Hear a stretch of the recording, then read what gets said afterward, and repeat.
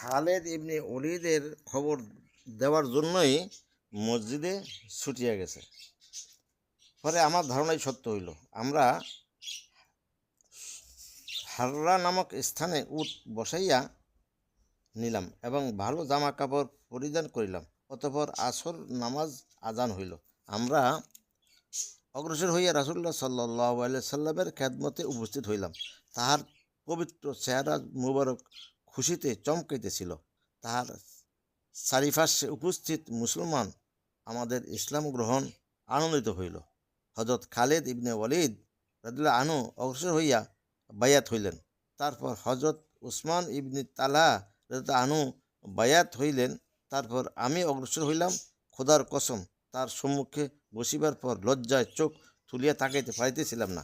আমি এই সত্যে বায়াত হইলাম যে আমার পূর্বকৃত সকল অপরাধ মাফ করিয়া দেওয়া হইবে। সে সময় ভবিষ্যতে গুনাহের কথা আমার মনে আসে নাই বলিয়া উহার সত্য করি নাই। নবী করিম সাল্লাল্লাহু আলাইহি সাল্লাম বলিলেন, ইসলাম পূর্বেকার সকল গুনাহকে মিটাইয়া দেয়, হিজরত পূর্বেকার সকল গুনাহকে মিটাইয়া দেয়। হযরত আমর রাদিয়াল্লাহু আনহু বলেন, খোদার কসম, আমাদের ইসলাম গ্রহণের পর যে কোনো গুরুত্ব কাজের ব্যাপারে নবী করিম সাল্লাল্লাহু আলাইহি সাল্লাম কোনো সাহাবীকে আমর ও খালেদ ইবনে ওলীদের সমকক্ষ মনে করেন নাই। বিদায়।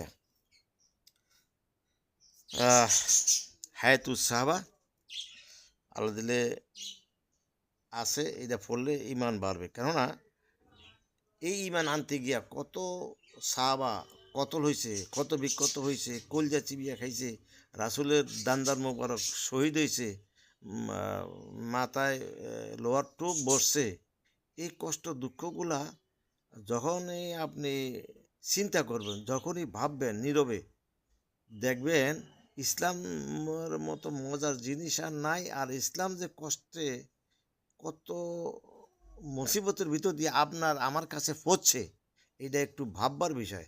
তার কারণ বাবা মার সম্পত্তি পাইলে ছেলে মেয়েরা এটারে কোনো গুরুত্ব দেয় না। নিজে যদি কষ্ট করে হাসিল করে এইটারেই তারা গুরুত্ব দেয়। এই জন্য কথায় বলে, বাপ কালিয়া শাল, আপনা কালিয়া জুতা, এই সমান। এই জন্য ভাই আপনাদের কাছে করজোড়ে মিনতি করি, নবী করিম সাল্লাল্লাহু আলাইহি সাল্লাম যেভাবে দাওয়াত দিয়েছেন, সবর করছেন, আপনারা যদি এইভাবে দাওয়াত দেন, সবর করেন, ইসলাম আপনার ভিতরে ঢুকব। আমি জানি দেওবন্দ থেকে এক লোক মুক্তি হইয়া 25 বছর আসছে, তাই ইমান আমার দিলে ঢোকে নাই।